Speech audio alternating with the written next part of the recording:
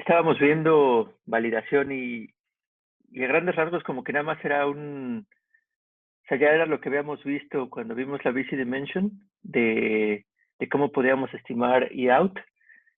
Y en este caso, pues nada más es como que pues verlo desde otro punto de vista, o sea, cómo podemos particionar nuestro conjunto de datos original en un conjunto de entrenamiento y en un conjunto de validación y usar el conjunto de validación para en esencia hacer selección de modelos entre las diferentes opciones que tengamos cuando estamos tratando de aplicar machine learning a algún problema.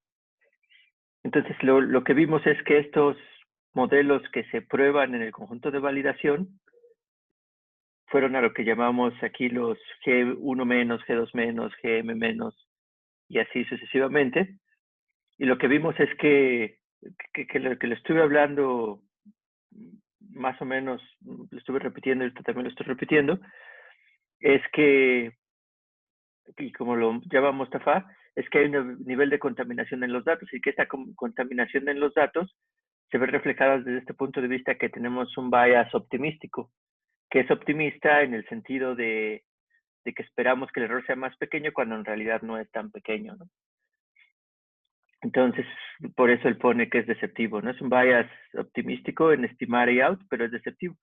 Entonces, él pone a los tres ejemplos en NIN. De cierta forma, también lo que vimos desde que vimos la BC Dimension, lo que queríamos como para EIN es que fuera un estimador de cómo iba a ser out afuera. Y de hecho, por eso tratamos de optimizar el error en el entrenamiento.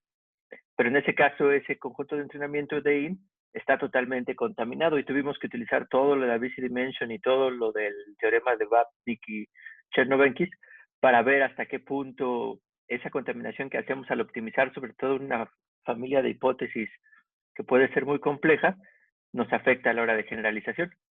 Y a eso llegamos a la conclusión de la BC Dimension, pero vimos que pues, está totalmente contaminado, ¿no? Entonces, pues el término de complejidad ahí asociado con esta estrategia de la BC Dimension, pues era un polinomio elevado a la BC Dimension. Entonces ese es el precio que pagamos por estar viendo los datos y tratar de ajustar una hipótesis que sea buena con respecto a los datos. Pero exactamente lo mismo pasa con el conjunto de validación, solamente que ahí el número de hipótesis que estamos probando no es tan grande, o sea, lo estamos utilizando para como un entrenamiento de nuevo de más grano grueso, pero no a nivel así de parámetro. Entonces ese está solamente algo contaminado. Y el solamente algo contaminado pues es algo igual relativo, porque si ya estamos así muy aferrados, que de hecho yo creo que es algo bueno para tratar de echar a andar un problema, por ejemplo en un concurso o algo, pues vamos a probar un montón de diferentes familias de hipótesis y vamos a probar un montón de parámetros, vamos a probar muchas cosas, pues tal vez eso cada vez lo contamine más, más y más. Pero de todas maneras no se compara a nivel de que estás ajustando el detalle de redes neuronales que tienen millones de parámetros. Entonces, por muy aferrados que seamos para tratar de encontrar los superparámetros adecuados, aún así la contaminación esperamos que sea mucho menor comparada a la de un conjunto de entrenamiento.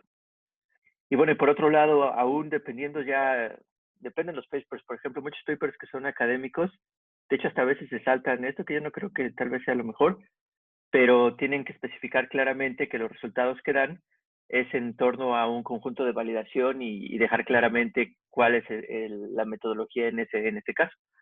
Pero si ustedes lo que quieren decirle es a una persona o grupo de personas que van a utilizar su herramienta de Machine Learning, tienen que tener separado un conjunto de datos que no lo van a utilizar ni para entrenar ni para hacer validación. O sea, ya cuando tengan un modelo que en validación fue el que encontraron era el mejor, ya para darles a ellos un estimado más preciso de qué esperen ver cuando lo están utilizando, pues ya tienen que probarlo de nuevo en este conjunto de prueba. Y ya no se vale aquí decir, si no les funciona como querían como esperaban, no se vale probar ahora el segundo, al que quedó en segundo lugar, a ver si de pura casualidad funciona. O sí se vale, ¿no? Pero ya tienen que decir que este ya también es un conjunto de validación. Igual no tan contaminado como el primero, pero ya es un conjunto de validación. O sea, ya cuando escogen entre dos alternativas, ya automáticamente se vuelve un conjunto de validación.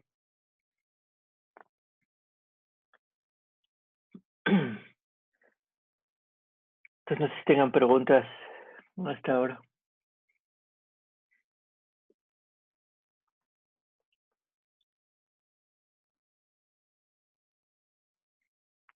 Bueno, entonces nada más lo que nos falta ver es que tenemos este dilema de que para que sea preciso el estimado del conjunto de validación, debemos de tener más datos. O sea, queremos esta serie de igualdades, ¿no? Nuestro objetivo es estimar E out, y para hacer eso separamos en un conjunto de validación y un conjunto de prueba. Entonces, para que nuestro conjunto de la estimación en el conjunto de validación sea bueno, queremos que nuestro conjunto de validación sea grande, pero al mismo tiempo, si estamos agarrando muchos datos para validación, los datos que nos quedan para entrenar son más poquitos, y también eso es muy malo, ¿no? También todo lo que vimos de nuevo de la Busy Dimension fue que mientras más datos era mejor. Entonces tenemos este dilema de que, por un lado, necesitamos que el conjunto de validación sea pequeño, pero también queremos que sea grande. Entonces, ¿cómo se puede atacar este problema? Y pues fue de donde surgió esta idea de hacer validación cruzada, ¿no? Cross validation. Y que es lo que vamos a tratar de ver ahorita.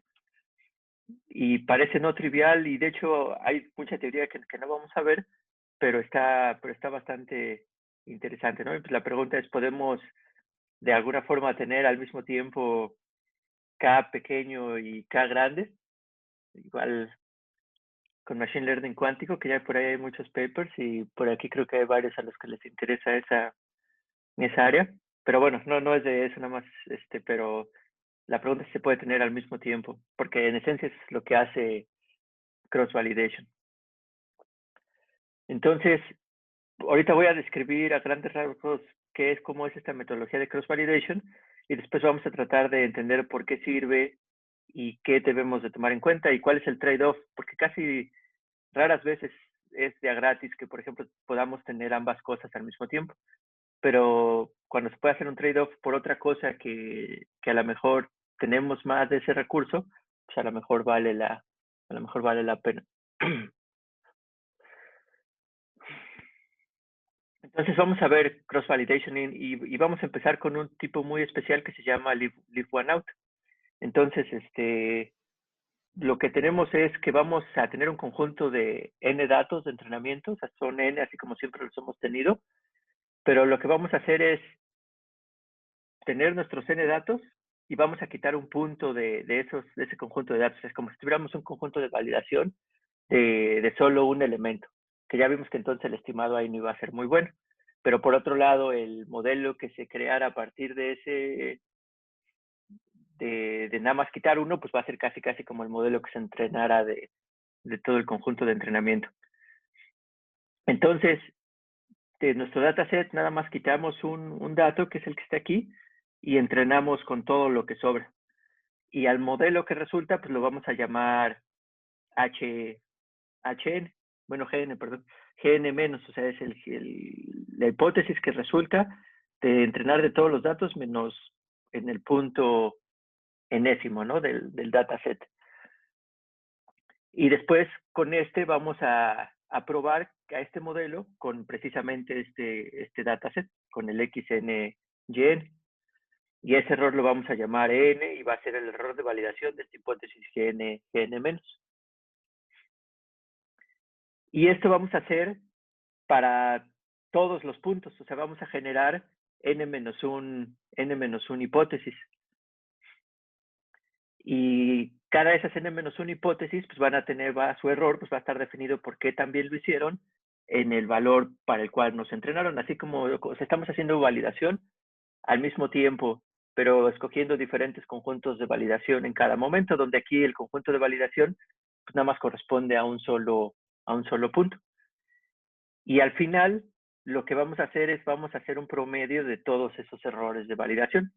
Entonces, el error de validación cruzada va a ser el promedio de todos los errores de validación. Entonces, este es el algoritmo. Ya al final, ahorita lo tiene Mustafa, igual aquí lo puedo decir de una vez, que la forma en que ya se... Bueno, hasta primero analizamos ese caso. Vamos a ver que al menos experimentalmente, y también hay indicios de teoría, de que esto funciona para tener ese K, como que es como que simula tener K grande al mismo tiempo. ¿Por qué tener grande al mismo tiempo? Porque pareciera que, por ejemplo, nuestro error de validación es una suma de n mayúscula errores, que pareciera que como si hubiéramos tomado nuestro conjunto de validación, que fuera el tamaño de todo el conjunto de entrenamiento. Pero también al mismo tiempo, todos los modelos que se entrenan, o bueno, sí, los modelos que se entrenan, también utilizan casi todo el conjunto de entrenamiento. Entonces se está tomando de los dos, pero bueno, aquí hay varios detalles que tenemos que argumentar. Pero antes de eso, el aplicar esta metodología, ¿qué costo computacional es el que incurre y qué era del trade-off que les estaba hablando? Si hiciéramos validación normal, como la que hablamos la clase pasada y ahorita brevemente al inicio, ¿cuál es el costo computacional que tenemos? Y bueno, sí, ahí aquí ya lo están poniendo bien, pues sí, es n veces mayor, ¿no? O sea, porque estamos haciendo n veces el proceso de validación. O sea, este sería el costo de validación normal, pues es el costo de entrenar tu modelo en n menos k datos y bueno, y después probarlo en k datos, ¿no? Que normalmente es más costoso el entrenamiento, pero bueno, estamos entrenando en n menos, estamos haciendo esto n veces. Entonces, cualquiera que sea el costo que teníamos de validación, ahora se está multiplicando por n. Y pues eso está, o sea, aunque yo estaba diciendo que a lo mejor hacer un trade-off por un recurso computacional que se tuviera más acceso, aún así parece demasiado, ¿no? Si a veces entrenar un solo modelo de los de la actualidad, pues ya requerimos tarjetas gráficas y varios días y cosas así. Entonces luego hacer eso n veces, o si nuestro dataset, por ejemplo, es de tamaño, y ni siquiera tan grande, digamos que de 10,000, pues ya se vuelve totalmente, pues, impráctico, ¿no? Entonces ese es el trade-off que va a tener cross-validation. Entonces una forma de mitigar ese costo es, en vez de nada más tomar un dato para validación, es separar el conjunto de datos en bloques. O sea, por ejemplo, lo podemos separar en 8 bloques. Y hacer exactamente lo mismo, o sea, le puedo llamar que es igual el D1, o sea, separo los datos en, no sé, le pongo de L, ¿no? Si son L bloques. Y sería la metodología sería exactamente la misma, sería o sea, hacer L modelos, donde cada modelo se entrena con todos los datos menos uno de los bloques y se prueba en ese bloque que no se entrenó. Y al final el error de cross-validation en esta cosa va a ser, en vez de promediar entre todos los puntos, ahora nada más sería uno entre L y la suma de los errores en esa validación. Este se le llama K-fold cross-validation, donde K, en este caso puse L, bueno, voy a poner acá, es el número de particiones que tiene nuestro dataset. Entonces, no sé si tengan preguntas ahorita de la metodología. Todavía no hemos argumentado exactamente por qué creemos que pueda funcionar, pero al menos el algoritmo, no sé si tienen dudas con respecto a él.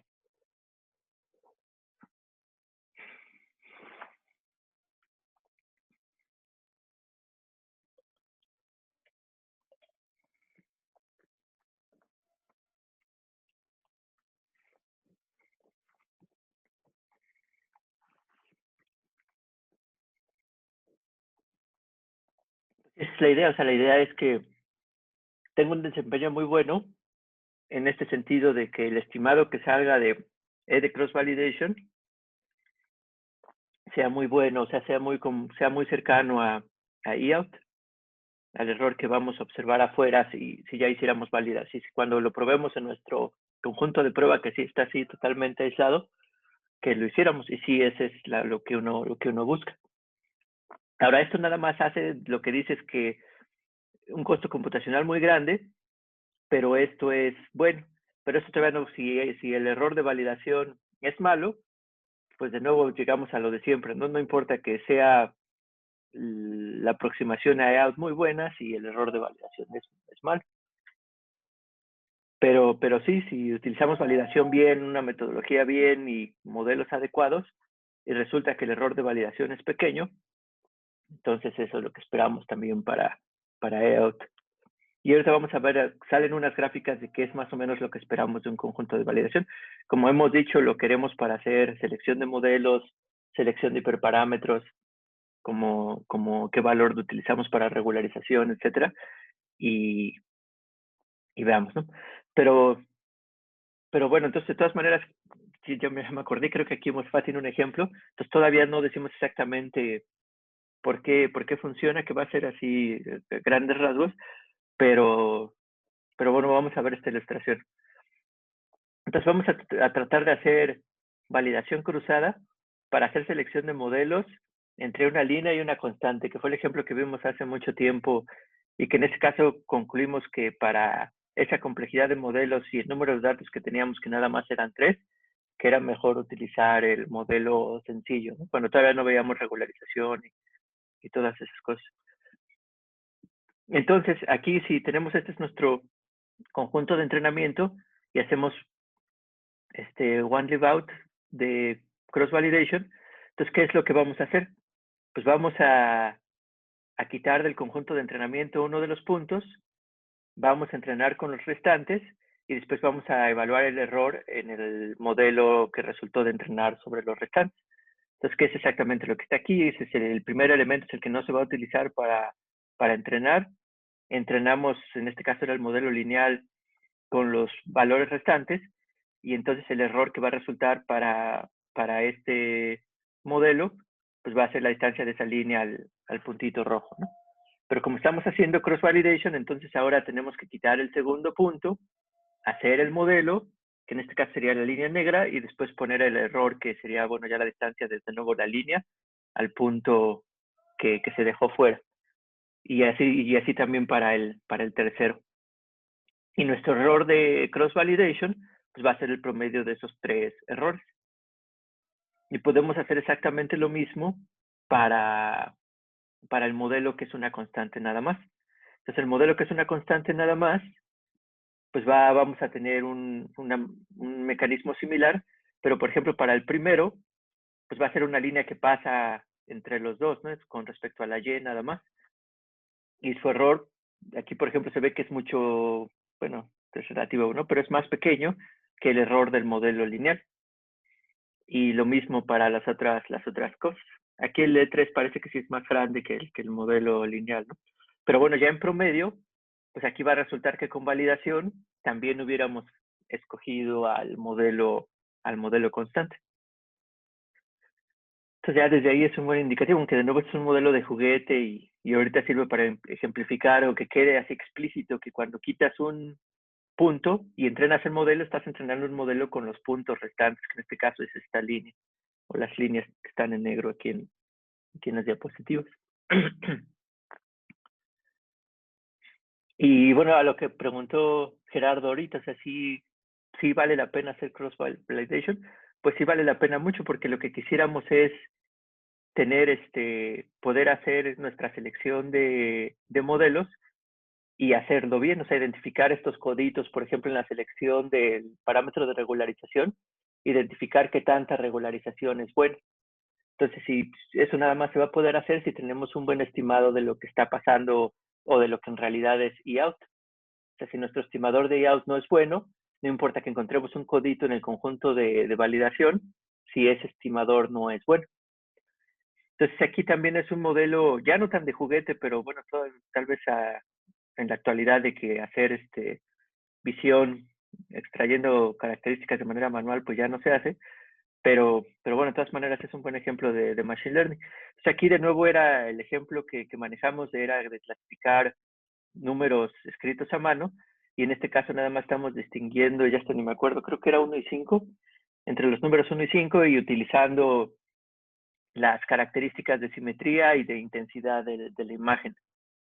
Entonces, estos eran nuestros datos de entrenamiento. Y no, de hecho, aquí ya viendo la figura, no es 1 y 5, es 1 y no 1. O sea, nada más está separando uno de las demás, de los demás números. Y entonces aquí lo que vamos a hacer es utilizar validación para seleccionar modelos, y en este caso es para cuando estamos haciendo una transformación no lineal y queremos ver qué tan compleja hacemos esa transformación no lineal. Si recuerdan, cuando hacíamos modelos lineales podíamos transformar nuestro vector aquí de 2 dimensiones a vectores de más dimensiones, pero de todas maneras los pesos multiplicados a cada uno de sus componentes lo podíamos ver como un modelo lineal, pero en un espacio más grande. Y una cosa que se hace comúnmente es algo que se llaman transformaciones polinomiales. Entonces lo que se hace es transformar el espacio de datos original, donde aquí el 1 también es porque tenemos el bias, que lo separamos en este caso, y eso lo podemos transformar a un vector por una medida de una transformación no lineal a un vector dimensionalmente más grande. Por ejemplo, aquí están todas las posibles polinomios o monomios de grado máximo 5 que puede haber de las combinaciones de x1 y x2. O sea, aquí la suma de los exponentes debe de ser menor o igual que 5. Por ejemplo, aquí está 4 y 1, 3 y 2, 2 y 3, otra vez 4 y 1, 5. Entonces aquí lo que vamos a utilizar es validación vamos a tener una hipótesis cuando truncamos para cada uno de los, o sea, cuando truncamos este vector grandote en las diferentes posiciones. Por ejemplo, aquí va a ser una hipótesis, ahora cuando ya también tomamos en cuenta va a ser otra, cuando ya también tomamos en cuenta esta es otra, y así sucesivamente. O sea, de cierta forma estamos aumentando la complejidad de nuestro modelo, tomando cada vez más valores de esta transformación. Y pues vamos a ver qué resulta, ¿no? Vamos a ver con validación, vamos a ver cuál es el error de validación para cada uno de esos modelos. Entonces, de hecho, ¿qué es lo otro que también es importante que no mencioné? Cuando dije cuál era el costo computacional de hacer cross-validation, ese era el costo computacional de verificar un solo modelo. O sea, de toda nuestra selección de modelos, eso nada más iba a ser el error de validación para un solo modelo. Pero si queremos probar eso entre m diferentes modelos, entonces todavía tenemos que multiplicar m por n y luego ya por lo que cuesta hacer validación. Entonces se puede hacer muy costoso y lo tienen que tomar en cuenta. Por eso que se hace K-cross validation en vez de leave one out, ¿no? Que leave one out es el que tiene el análisis teórico, digamos, más robusto. Pero es esto lo que esperamos observar. Entonces aquí este es el error de validación con respecto al número de características utilizadas. Por ejemplo, aquí en 20 es que se utilizaron todas las 20 características en este modelo de regresión logística que se utilizó para este problema.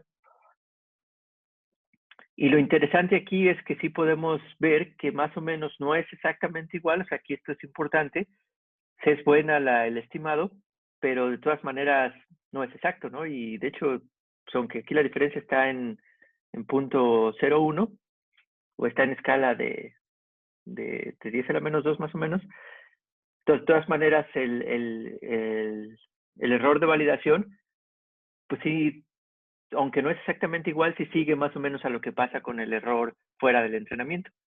Porque en particular lo que nos interesa es identificar estos como coditos, ¿no? Identificar estos transiciones donde ya el error no está disminuyendo, pero está aumentando. Bueno, que aquí en realidad nunca estuvo disminuyendo, ¿no? Está interesante. Pero bueno, aquí ya podríamos decir que entonces vamos a tratar definitivamente, utilizando como información el conjunto de validación, definitivamente no vamos a utilizar ninguno de los modelos que están aquí del 2 en adelante, ¿no?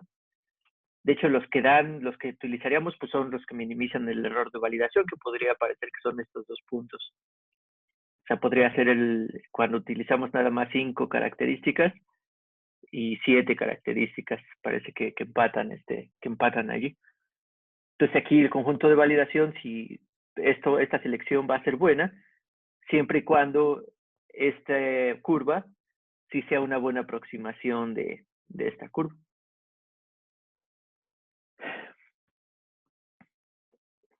Entonces, si ya vemos el resultado, sin validación, o sea, utilizando todas las características, nada más haciendo nuestra transformación no lineal, pues nos da esta es la región de separación que da la hipótesis de utilizando todas las características, y pues sí se ve medio compleja, ¿no? Por ejemplo, tiene aquí estas regiones para intentar separar esta X, por ejemplo, esta que nada más se come esta X que parecía que pudiera hacer ruido en los datos.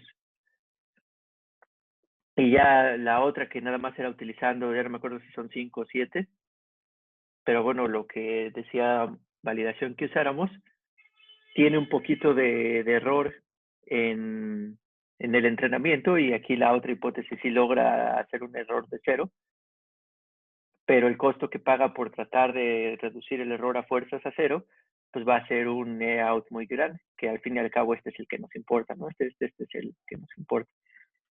Y aquí pues lo logra reducir por un porcentaje que dependiendo del contexto, pues puede ser un montón, ¿no? Ganas así concursos y millones y millones por mejorar tu out 1.5%.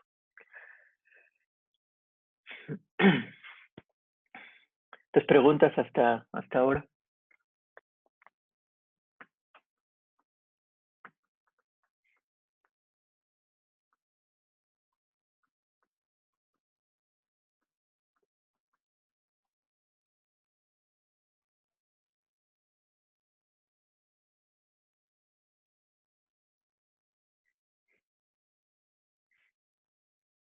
Entonces, de nuevo, regresando a la pregunta de Gerardo, igual esta me regreso un poco. Entonces, ¿vale la pena el costo computacional para tratar de que esta línea roja sí sea una buena aproximación diré, la línea negra es una buena aproximación de la línea roja? Pero también lo que quisiéramos eso no es todo, o sea, lo que queremos es tener buenos modelos para que tratar de que la línea negra, pues al menos algunos de los puntos logre llegar lo más abajo, o sea, luego logre tener un error pequeño. Entonces, lo que quisiéramos es que bajara lo más posible esa curva.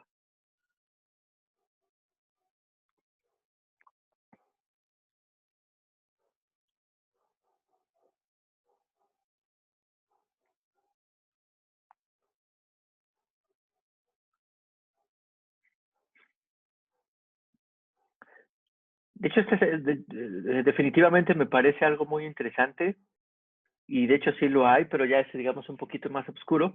Pero como todos los modelos que tenemos de G- se parecen mucho, y de hecho es a lo que vamos a llegar en la tercera, a lo mejor no tenemos que hacer todo el entrenamiento completo para cada uno de los modelos genes que resultan, porque son muy parecidos. O sea, por ejemplo, si estuviéramos haciendo entrenamiento con gradiente descendiente estocástico, lo más probable es que la mayoría de los pasos fueran pues casi que los mismos, ¿no? O sea, ¿cuál sería la única diferencia? Si cuando agarramos el batch de hacer cuando estamos haciendo gradiente descendente estocástico, que ese batch tuviera alguno de los puntos que no se están tomando en cuenta uno con respecto al otro cuando estamos comparando entre dos modelos.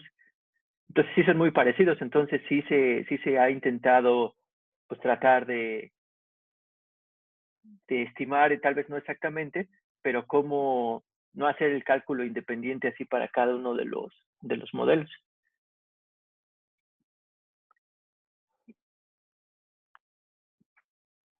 que resultan. Aunque eso, ahorita estoy tratando de acordar si alguna de esas formas están implementadas, por ejemplo, scikit-learn, pero según yo no.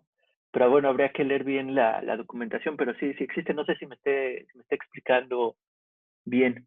O sea, cuando estamos aquí viendo cuando estamos así en la metodología aquí de validación cruzada que estaba, a lo mejor me salgo.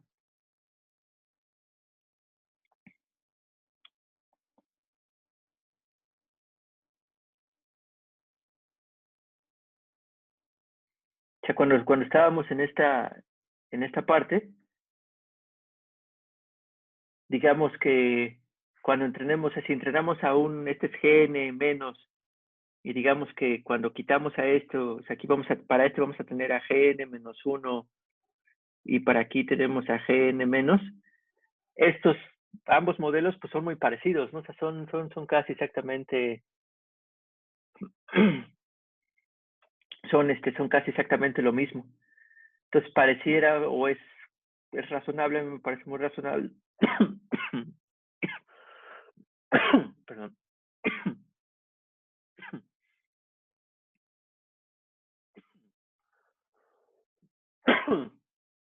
Ay, Entonces, me parece que es muy razonable intentar optimizar esto en el sentido de, pues no debería, o sea, como son muy parecidos, o sea, es el mismo modelo porque aquí estamos haciendo validación para encontrar el error de validación para un solo modelo. O sea, aquí es una red neuronal ya con un valor de regularización fijo, arquitectura fija, etcétera, fija. Nada más lo que estamos tratando es de ver qué tan buen estimar el layout afuera utilizando validación. Entonces, este GN-1 y GN- van a ser muy parecidos, se van a hacer modelos probablemente muy parecidos. Entonces, el ejemplo que le estaba poniendo es que si estábamos usando gradiente descendente estocástico y estábamos utilizando baches de cierto tamaño, cuando utilizáramos baches que no utilizaran a ninguno de estos dos datos, entonces ese entrenamiento podría ser paralelo para ambos modelos. O sea, podría ser exactamente el mismo. Entonces, pues valdría la pena como que sacar todos estos genes al mismo tiempo y, por ejemplo, estar verificando de que si el batch tiene ciertos valores, nada más ese no pasárselo a los genes que no deberían de tener ese valor en su definición. Y es una optimización que se puede hacer. Entonces, no sé si me expliqué con respecto a eso, pero para cada algoritmo en específico se tendría que ver una forma similar de hacer esa optimización.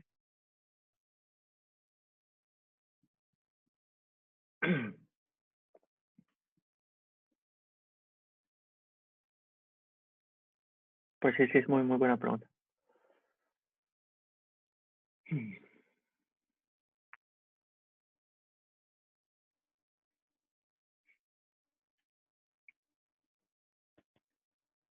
Ay, ¿a poco ya? Yo lo que quería dar nunca salió.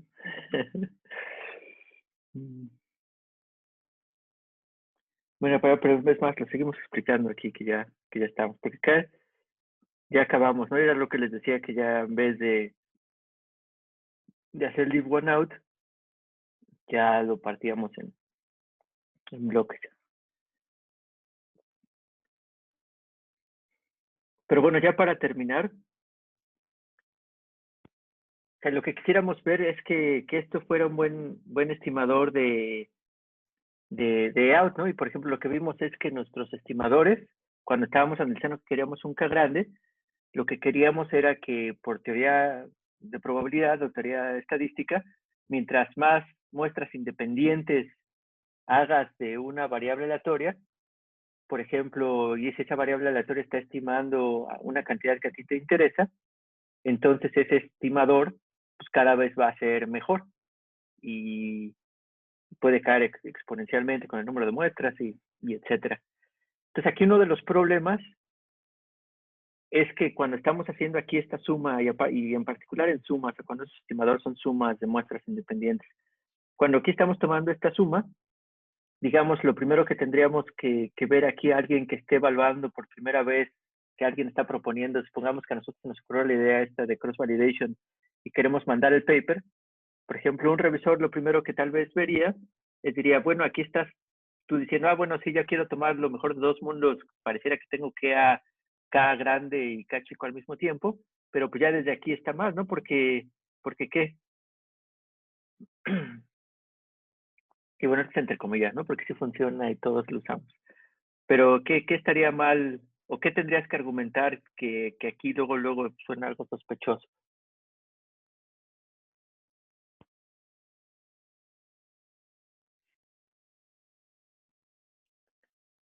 pues lo que suena sospechoso es que, por ejemplo, si yo agarro así cualquier par, agarro N y M, y que son los errores que aquí estoy sumando, cuando estoy haciendo una estimación normal, cuando las variables son IID, pues yo puedo asumir que son independientes, pero aquí esta N y esta M son variables aleatorias independientes.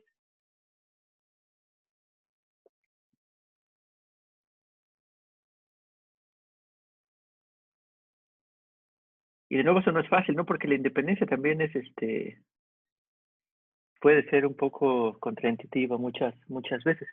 Pero definitivamente no son independientes porque, por ejemplo, cuando aquí estamos entrenando a nuestro modelo GM-, utilizamos el dato XNYN como parte del conjunto de entrenamiento. Entonces tiene información de este dato XNYN que es en el cual se utiliza para evaluar el error de N. Entonces sí hay información de lo que pase en N para estimarnos, o sea, para que cambien las probabilidades del estimador de M.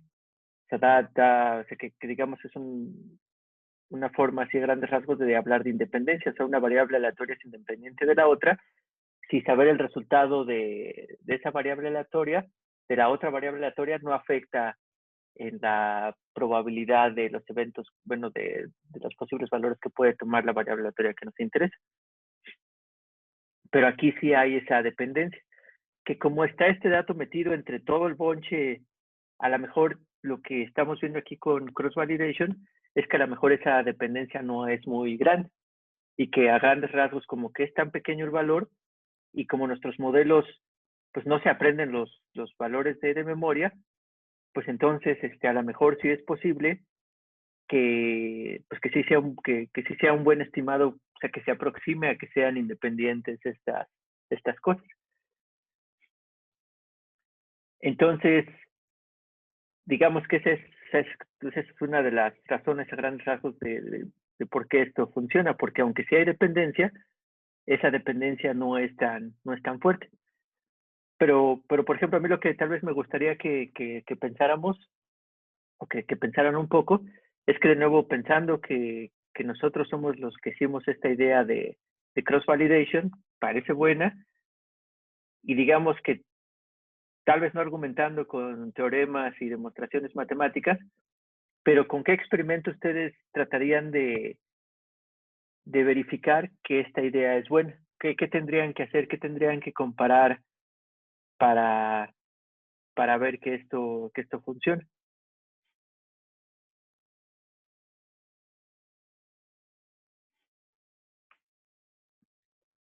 Entonces la idea aquí es que piensen así como cómo sería un experimento. Y de hecho es el que venía en varios de estos papers que surgieron de cross-validation alrededor de los años. Entonces aquí, por ejemplo, podríamos tener cuál es el error de validación normal si tomamos, digamos, un K dado de muestras independientes, así como validación normal que vimos la clase pasada. Y estos que fueran todas totalmente independientes, ¿no?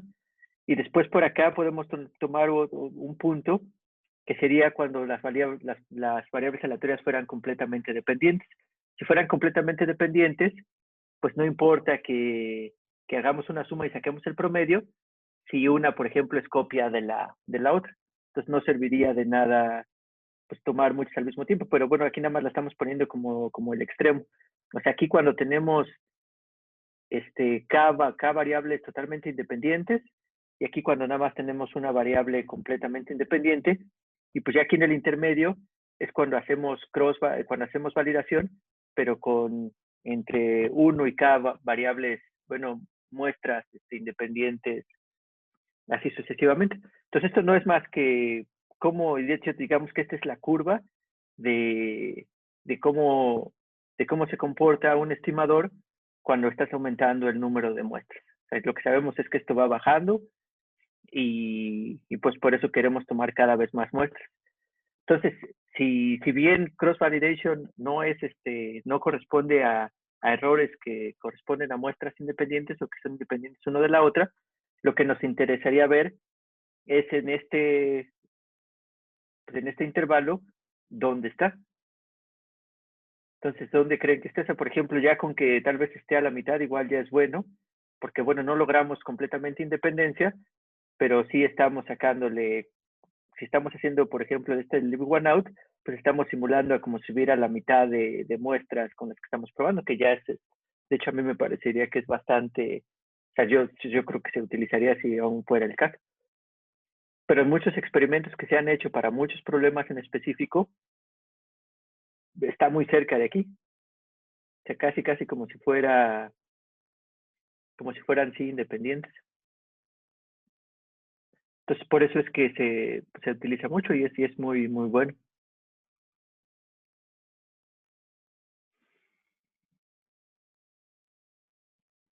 Sí, como si todas las muestras fueran independientes.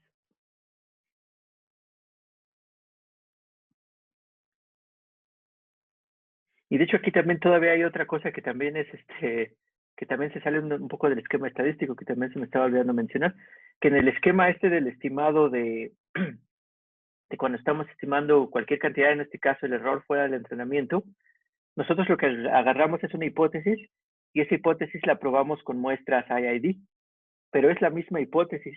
Entonces aquí en cross validation también la hipótesis es diferente para todas pues, las pruebas, pero también sí es diferente, pero también no tan diferente, o sea, porque la única diferencia que tiene es de un solo, bueno, de 2 puntos, o sea, el que se quita y el que se pone, ¿no? Entonces también son modelos distintos en realidad, o sea, aquí no es, o sea, nos estamos alejando un poquito de estadística en ambas direcciones, tanto en la dependencia como en que ya no es el mismo modelo exactamente el que le estamos probando su, su pues en este caso su error fuera del entrenamiento.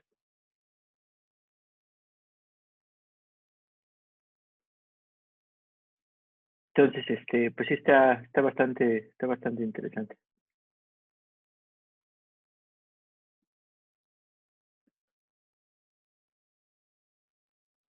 Estudiar ya esto con más detalle sí es un poquito más complejo. También del libro donde me ha gustado y de hecho es más o menos reciente, es uno que se llama Foundations of Machine Learning de Mori. Creo que hasta sí lo puse ahí. Bueno, pero ahí sí, por ahí anda. Y y ahí viene un poco de detalles de estas cosas. Pero bueno, pues eso sería, yo creo todo por hoy. Les nos vamos a ir más o menos temprano.